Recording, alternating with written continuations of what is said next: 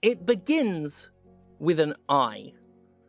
As a melancholic tune of piano and strings begins to play, it's revealed that the eye is that of a little girl lying dead on the grass. A figure is behind her, rendered in slow motion. He's on fire. The girl begins to move, though not of her own accord. She rises from the ground and descends as cacophonic glimpses of terror interrupt the sequence. The girl's final moments are playing in reverse, interjected by her more penultimate moments.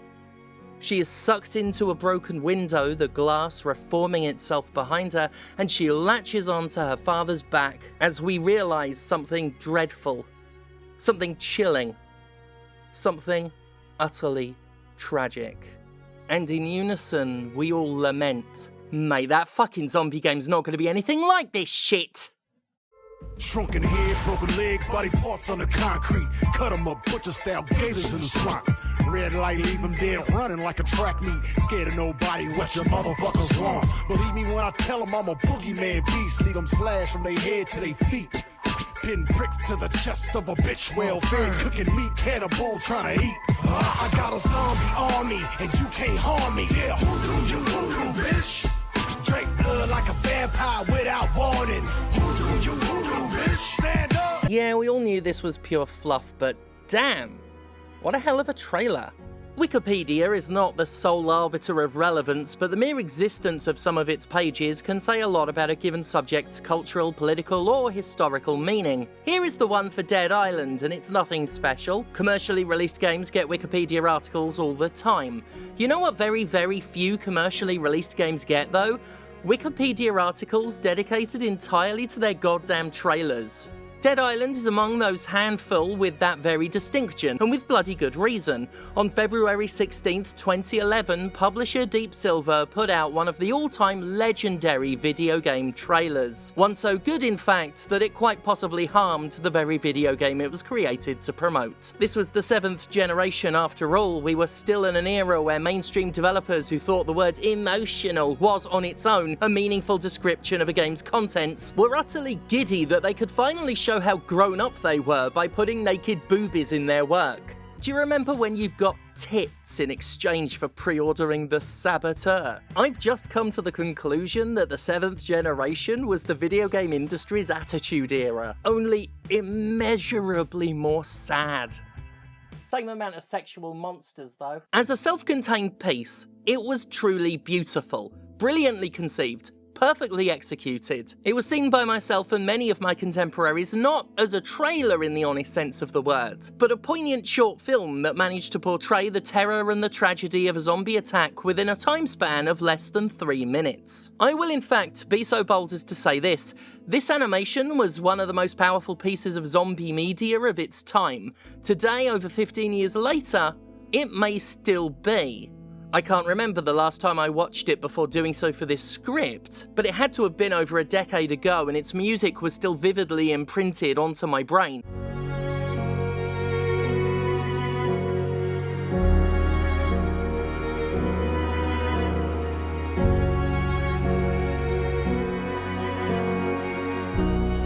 As a member of the gaming press at the time, I was wowed along with everyone else. Cynical, but wowed nonetheless. It did what it was designed to do. It put the name of Dead Island on everybody's lips. Thing is, Dead Island's developer didn't even make it. This film was the work of a studio called Axis. The team making the game, Techland, was putting together something that was, well, it wasn't that trailer, let's put it that way.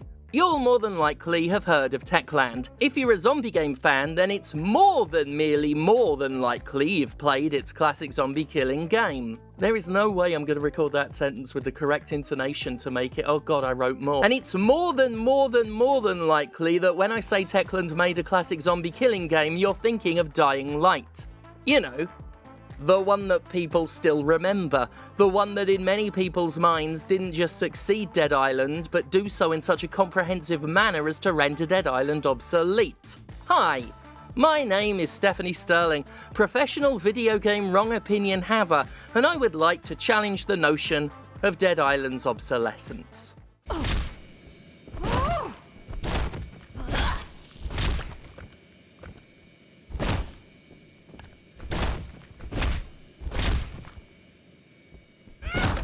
Firstly, and you may absolutely use this as a reason to entirely discredit the entire rest of the video, I am in the unusual position of having more of a fondness for Dead Island than Dying Light. Part of that is based purely on what I played first, I'm sure, but where I found a lot of charm in Dead Island, I was disappointed by the successor. That hasn't stopped me playing it more than once and liking the final form of the sequel despite loathing the launch version. I have a very strange relationship with that series, possibly one worth exploring in its own video. Anyway, one thing I want to make clear is that today's essay is not a comparison. I'm not here to explain why Dead Island is better than Dying Light, especially because if I can look at these games as objectively as an inherently biased human possibly could, it's not true in several major ways. No, this is not a competitive contrast. This is examining Dead Island as its own distinct game, and while some side-by-sides with Dying Light will inevitably occur, I want to make the case that the former is worthy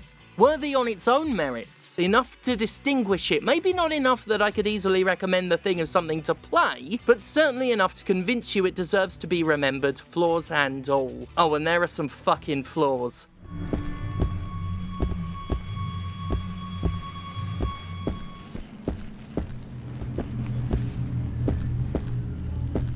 Anyway, I have a question for you. Who do you voodoo, bitch? Dead Island's introductory movie is great, isn't it? Who Do You Voodoo, Bitch is easily the second best known thing about the game, and while it does say a lot that the two best known things are neither gameplay nor reflective of it, come on, look at this. Who do you voodoo? Bitch. I am a sucker for an opening scene that introduces an ensemble cast whose situations mingle in a single pre-plot event. For as specific as that is, it happens enough that I felt the need to point it out. This scene is shot from behind the eyes of a drunk resort guest who encounters each playable character at a party. As Sam B performs his one-hit wonder song, our sauced-up stand-in bumps into the quasi-washed-up footballer Logan, disrupts the concert, gets a violent rebuke from Perna, and wanders into the ladies' room where Xian Mei is tending to a poorly-wally woman. It's very camp, it gives you a solid snapshot gist of each protagonist. I like it. I didn't have to dedicate an entire section to this FMV, but I did. I got a zombie army, and you can't harm me. Yeah, who do you voodoo, bitch? Drink blood like a vampire without warning. Who do you voodoo, bitch? So, I've talked around the actual game for quite a while, so let's talk about what Dead Island actually is. It's an action RPG.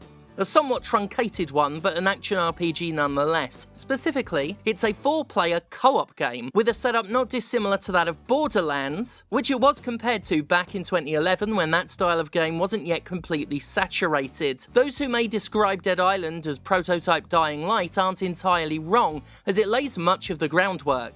The emphasis on melee combat over firearms, the way slashing and bashing weapons behave, the elemental weapon mods, the all-powerful kick move, the bloody stamina meter, and of course, the gigantic throbbing boner for grab attacks, which the zombies will abuse the ever-loving fuck out of. Dead Island lacks the parkour and the day-night cycle for which its successor is lauded, but otherwise, the two could very well be mistaken as installments of one series, so fundamental are the similarities. But yeah, Dead Island is a pretty simple game to understand. Kill zombie, get level, have weapon, love Cinnamoi. Oh, Cinnamoi!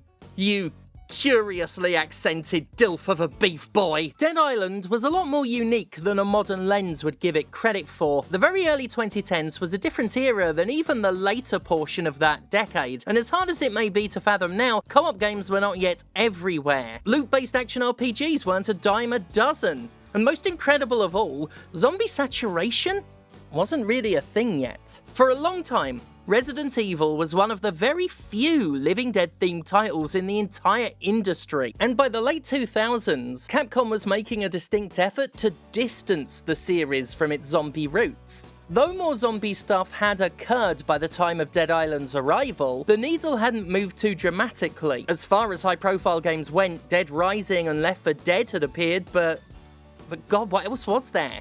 Would we count Dead Space? There was I Made a Game with Zombies in it, of course, the most influential game of all time. First released on the Xbox Live Indie Marketplace, the most influential marketplace of all time. But there wasn't much, and nothing so deeply entrenched in any single genre that a game like Dead Island couldn't stand out. It's easy to look back at it and call it generic, especially when the campaign moves away from the resort setting into a desolate city environment that has certainly been done to death by now, though not quite by then. This is the first point I want to make about Dead Island receiving credit where it's due. It wasn't generic. Only in retrospect, after some 15 years of endless zombie media, does it appear to be. This is a good point to discuss the third best known thing about the game, an element that has remained arguably unique to this day: the setting. Dead Island takes place on the sunny island of Banoi, specifically its lavish holiday resort where the man, the myth, the accent, John Cinnamon, works as a lifeguard. So here's the thing. I hate to ask. My room, bungalow 11, by the pools. Love bites. Will you help me? Oh, Cinnamon, you sandpaper gruff hunk pot, you. We have a monsoon coming. If you ever do hear praise for this game, it'll almost certainly be for its juxtaposition of a holiday destination and a zombie apocalypse. Even nowadays, it's still a relatively distinct premise, and it gives Dead Island a sense of character that really makes a mark. At least, for its very first area. See, the resort is only one of 4 locations, with each subsequent environment straying further from the opening gambit. Nevertheless, anybody who's played Dead Island will almost certainly describe the resort as memorable, and having just replayed the game, I can confirm it remains so. The bright sunny atmosphere, the spacious beach, the cushy poolside bungalows. It makes the blood, corpses, crashed cars, and abandoned luxury all the more stark. I love that the early game weapons include oars, diving knives, and pipes lifted from the plumbing of the bungalows, and that much of your early looting is done by rummaging through piles of hastily abandoned luggage. While it's not exactly deep, it's an example of baking a game's themes into its mechanics, which adds flavour to both elements. By that token, many of the resort zombies are in Bermuda shorts and bikinis, or otherwise decked out in the stereotypical clobber of a tourist. There's something legitimately creepy about so many zombies wandering around in swimming gear. It not only emphasises the idea of a fun and vibrant place gone horrifically wrong, it shows just how uncaring the zombies are. It's common to associate nudity with vulnerability, exposed to the elements, no protection from attack, potentially lacking modesty or dignity in a way one may feel self-conscious about, especially when robbed of the normal context for which one's poddling around in a Speedo. Zombies don't care. They're no less threatening for their lack of clothes, and in a way that complete disregard for their immodest apparel only makes the threat more unnerving. Not to mention that aforementioned lack of protection highlights exactly how vulnerable these vacationers were when people started biting people. All that bare flesh, almost every inch uncovered and easily accessible to every set of infectious teeth within chomping distance. Of all the places for a saliva-borne zombie virus to spread, the beaches and swimming pools of a holiday resort have to rank among the most lethally fertile. What you have just listened to is, quite possibly, the most thoughtful and credit-lending critique of Dead Island that anybody has ever been ridiculous enough to publish. We do need to talk about the game's horror, though. For a silly action RPG where you can hit a zombie with a gassy knife until it vomits, Dead Island's gotta be one of the most bleak video game portrayals of a zombie outbreak. Like, this thing is unrelentingly hopeless, its script taking great pains to emphasise how hurt and starving and fucked everybody is. The insulin is in the bathroom, on the shelf. I need it quick, brother. The music is mournful, the attitude is cynical, people are miserable, and it's so utterly depressing that many players were apparently turned off by it. There are some real standout moments though. I'd be remiss not to mention the man you find kneeling in a gore-drenched swimming pool, oblivious to the world as he talks to himself about having just killed his entire zombified family. My wife, my dad, oh fuck, my own fucking brother! Jesus Christ, the fuck do you want from me? I had no choice! That was some good voice acting. Rusty pipe. And there is, of course, the porn shoot, in which a zombie Jenna Jameson, Anish Samajonanssonen is lying handcuffed to the bed in which she was presumably defenseless when the undead came to visit. Sure, the implications are certainly disturbing, but the true horror is when you return from the bathroom and terrifying. What I really want to highlight, though, is the sound design. Dead Island ain't exactly a looker. It's a blurry, grainy, graphically bleh game. But when it comes to audio, Techland knocked it out of the park with authority. The ambient noise is spooky as hell.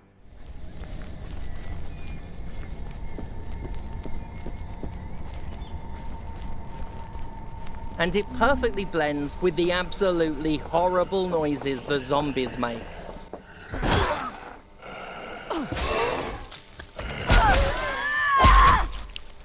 From their laboured breathing to their vicious grunts to their inhuman death screeches, they are wonderfully unpleasant to listen to.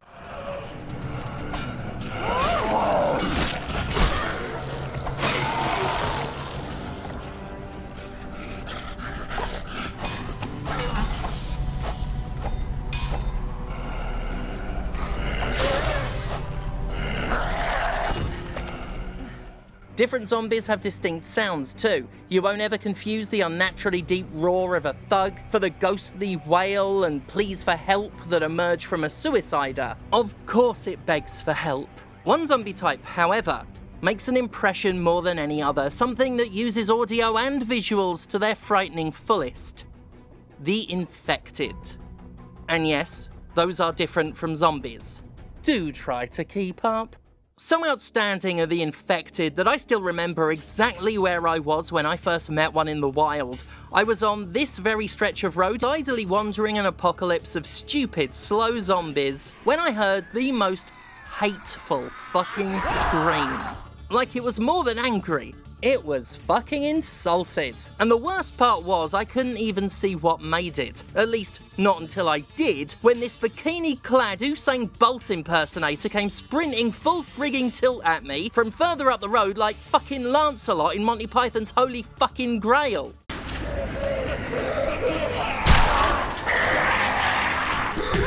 That's the infected.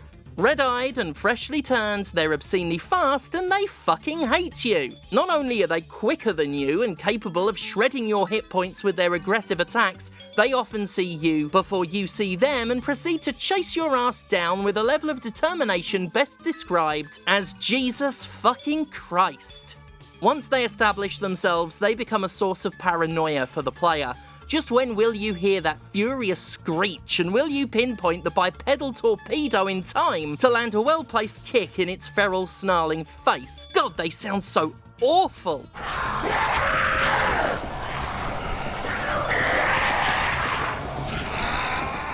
I love it. Dead Island's infected are, in my opinion, damn near perfect examples of their particular zombie archetype. Sure, it becomes a bit farcical once you start consistently timing your kicks and stopping them dead in their tracks, but the paranoia never quite departs, especially when you start seeing groups of the bastards come sprinting at you. I adore them. Well, I mean, sometimes I hate them, goddamn assholes, but I love them.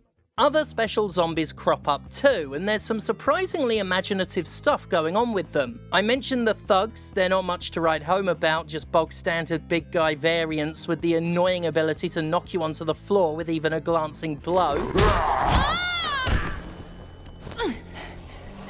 Again though, great audio work. I also brought up the suicider. Oh, sorry YouTube, do I have to call it the fucking unaliver now, you goddamn twats? Anyway, it looks like it's staggered in from the set of The Thing, and it blows up for what's almost certainly an insta-kill, which is rather frightening. The floater is where the visual design gets fun, though. These waterlogged corpses have become bloated and can now spew toxic gunk, but what I find notable is how the skin's gone translucent to expose the internal organs. A really cool touch. The ram takes the archetype of the straight-jacketed zombie and combines it with the archetype of the charging one. It looks like Bane's gotten tucked into a snug blanket, but it's a very cool combination of otherwise tried and tested concepts. Then we have the Butcher, an idea that's absolutely bloody great on paper, but unfortunately suffers in the translation from idea to manifestation. See, the Butcher is an agile, aggressive, highly lethal zombie that has chewed its own hands off and kept gnawing until the bones of its forearms have become sharp,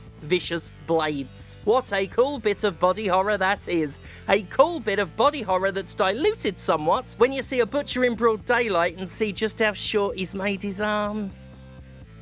Ooh. He's gone and T-Rexed himself. He's completely fucked his attack range, right? This is not tactically sound. I mean, you could put your hand on his head and he'll be stuck swinging uselessly at you like what happens in cartoons. What's tragic about the Butcher, though, is that it's a great horror concept that literally cannot win. Dead Island 2 would quote-unquote fix the Butcher by having its bones mutate to sword-like lengths. And while that does make the Butcher look less adorable, it also completely dilutes the original point of the design. The poor guy's trapped in a damned if you do, damned if you don't situation, since any elongation of the bones undermines the almost believable horror of an infectee possibly chewing at their own wounds, like a desperate animal, before the zombie they become weaponizes the bones. In order for the Butcher concept to be at its most effective, it must also be at its most silly. Honestly, I think I'd actually pick the silly version over the direction the sequel took. We see zombie mutants with big claws all the time, they're just diet necromorphs at this point. There's something understated and, ironically, blunt about the original Butcher's auto-mutilated appendages, however tactically unsound they may— Wait a minute! Do the feet as well! Have it skitter like a spider! That's how you fix it. You put it low to the ground, and I don't think the limbs will look as silly. I'm brilliant. Techland. Where's my money, you fucks?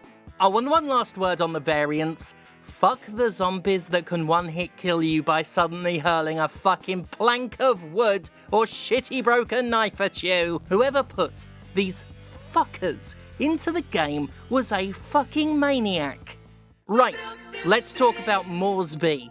The city of Moresby is where the second act of Dead Island takes place, and it's generally considered the point at which Dead Island stops being interesting. While it's hard to argue that losing the resort vibe's a damn shame, my recent playthrough has given me a newfound respect for this game's interpretation of urban zombie infestation. So, aside from a very limited detour in the richer part of town, the protagonist's time in Moresby is spent navigating the city's vast slums, the existence of which delivers some real-world horror when compared to the lavishness of the resort. This rundown, impoverished, crumbling place, this is the reality of Banoi, surviving in the shadow of the lavish holiday hotspot. While it's not a major focal point of the plot, it's made pretty obvious that the Banoi you experience in the first act is a mask, a glossy veneer, not unlike a vast number of actual tourist destinations. I can't help but think of a real island much like Banoi, where the plush version sold to the outside world is a far cry from the poverty-stricken, corrupt, dangerous reality.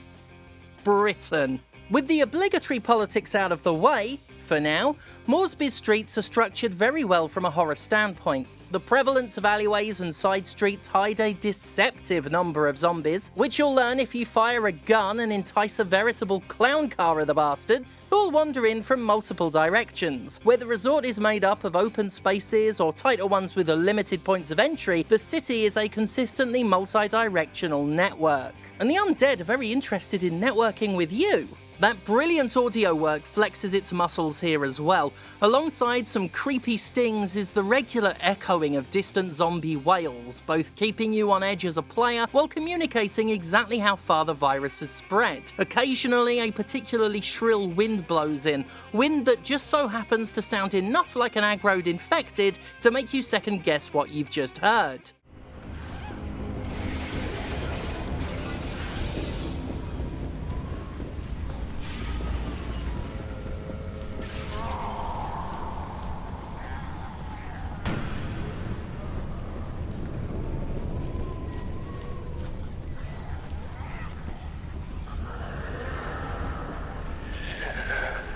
Seriously, Techland's sound department was on bloody fire with this particular game. If you take only one thing away from my rambling drivel today, let it be the point that Dead Island's audio direction is massively underrated and deserves to be admired. There's a region in the heart of the slums called Quarantine. As its name might suggest, it's a walled-off section of town categorized by abandoned medical tents and hastily fashioned barricades. Aside from one portion of one side quest, you never have to venture into it. And there's a good reason for that.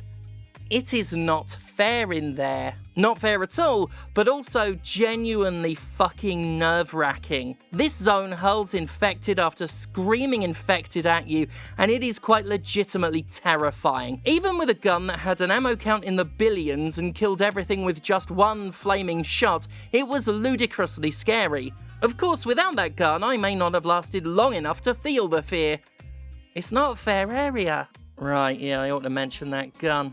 This was given to me, dropped on the floor alongside a stun gun that explodes zombie heads in one shot almost every time. They are not legitimate weapons. You see, Dead Island is a very, very broken game. Even by the time of its definitive edition release, it was and has remained a shitting state. On the day Dead Island launched, it earned notoriety for its Day 1 patch, the notes of which amounted to a small essay. Today, Day 1 patches have become normalized to an uncontroversial degree, but the sheer amount of necessary fixes would still make it an outlier by modern standards. More crucially, this patch was far from enough to address all the issues. As I'm sure you can tell from the footage we've been showing, one of the most persistent glitches involves item duplication. It is almost elementary to clone high-level and super powerful gear, and while I didn't do it myself, I can't really be blamed for biting the apple that was put into my hand, can I? Of course, for said apple to be given, there has to be a gifter, and that's the most shocking part about my owning a point-and-kill gun. There are still people playing this online. Granted, it's not many, but every now and then when playing publicly, another player may turn up, insta-kill zombies for a while, and then bounce. Now, I didn't think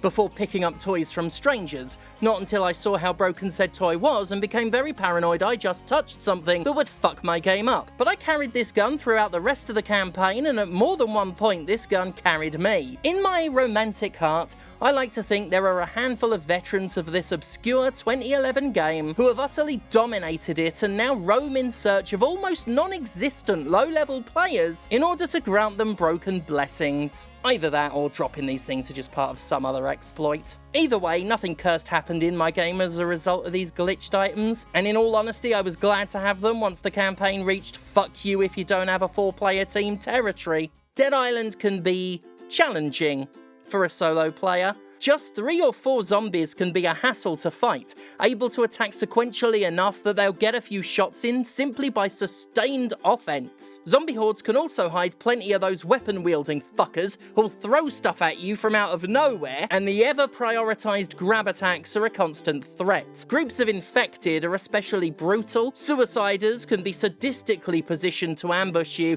and even when you're highly leveled, you'll never be so tough that you can take on the armies of the dead with reckless abandon. Well, maybe you can if you play Sam B, but combat being kind of a mess is really the issue at play. Hacking and slashing is completely lacking in finesse, and it's often unreliable. You're able to fully miss enemies while making contact, and even while performing a pre-baked finishing animation that, shouldn't miss. Look, I'm not here to convince you the game is worth playing. That's a very separate conversation. Speaking of not being good, Dead Island's campaign does very much peter out with the third act's location. The jungle has a lot of potential as we encounter another side of Banoi, and I really like that idea, stripping away the facade of the island layer by layer, from resort to slums to an indigenous people far removed and thoroughly disinterested in the plush lifestyle we start out with. Of course, I'm projecting a lot with that, as it's not entirely intentional as a theme, and I'm adding a lot of depth to what is a shallow stretch of game. The jungle's a segregated series of smaller maps with few points of interest and far too much backtracking. The sound design is still super strong though, and hey, it's not even all that racist for a game released in 2011. No! What the hell? Very bad spirits. Stay away. Look, taken in context. Actually, you know, the game has its based moments. As well as giving us a little ACAB a couple of years before the phrase went truly mainstream, there's this exchange. I want to supply everyone. The resort, the church, the police station. Them motherfuckers at the police station? Are you kidding me? We'll supply everyone but the police station. Those assholes can fend for themselves. Hell, the one time we're in the wealthy part of town, the rich are literally eaten. Now, there was that story backed up by PC Game Code that a skill that let Perna deal more damage to men was internally labelled feminist whore, which I'll admit is not the most progressive sentiment, but as someone who was no less offensively cringe in the early 2010s, I very specifically can't judge. It's funny, though, that when you factor the diversity of the playable characters, we have ourselves a candidate for the "this would be called woke if it came out today" Olympics. This was, after all, the age of heroic white guys with short hair called Jack, Jake, or Jacob. This cast makeup is a huge outlier for its time. Now, let's not bring up when Dead Island Riptide sold a dismembered woman's torso as a saucy bit of objet d'art. I thought it would be funny if I got it, and I hate it. I tried to fix it, but I think I made it worse.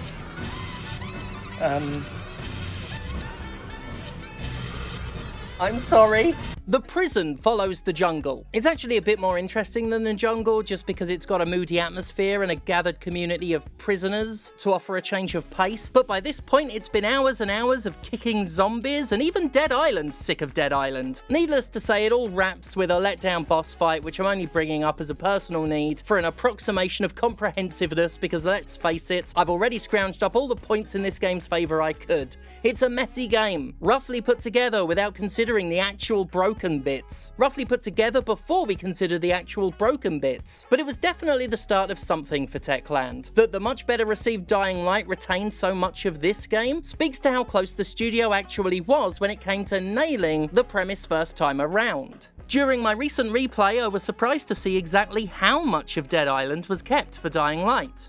The series didn't end with that one game. Dead Island Riptide came out in 2013, a standalone so utterly carbon copied from its predecessor, it had the good grace not to call itself a sequel. It was practically the same game except focused almost entirely on jungle environments, which is a choice. There was also, of all things, a MOBA released the same year, which I've actually somehow never heard of before. Getting into the zombie action of Dead Island Epidemic is smoother than a flaming hot machete through brain matter and make the bad guys cry like an anime fan on prom night. Dead Island Epidemic looks by all accounts to have been a bandwagon hopper, notable only for the fact it included more Cinemoy! Oh, Cinemoy, you sexy piece of Steve Blum's creative interpretation of a New Zealand Australian you! In November of 2014, the Fat Shark developed Escape Dead Island tried something different, and tried it in a really shit way. A third-person game with a hefty dose of stealth, the comic book art style was pretty cool, and the story of a guy losing his mind to where you can't tell which parts are real is far too good for a game that was so busted and shite. Before Escape's launch, however, Techland made an announcement. It was June of that year that Dead Island 2 was revealed, and in my personal opinion, the lightning struck twice with its promotion. They put out another short film masquerading as a trailer, albeit one with a very, very different tone.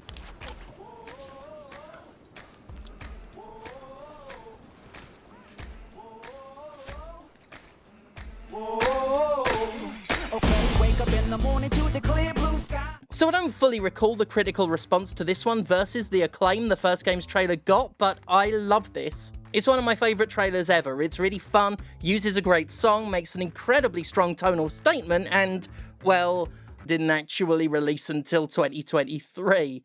And it wasn't all that great. Not terrible, not great. I'm not going to go into it, this video's run far too long for something very few people are going to care about enough to watch. The one thing I want to say about Dead Island 2 is that following Dying Light's success as a series, Techland made the right call by aiming for a lighter, brighter, more exaggerated tone. It didn't commit to the bit hard enough, but they at least tried to avoid the game feeling redundant. However, I find it ironic that Dead Island, arguably the most horror-minded of Techland zombie games, the bleakest and potentially scariest one, would kickstart the quote-unquote funny series. In some key ways, Dying Light is far more of a sequel to Dead Island than Dead Island 2, but yeah, I'm not going to dig too much into that one. Also, I recently became friends with someone who worked on it, and I don't think they know I slagged it off a bit in a review, so don't tell them, please. As we finally get to the end of this thing, I hope I've made the case for Dead Island not as a good game, but a meritorious one.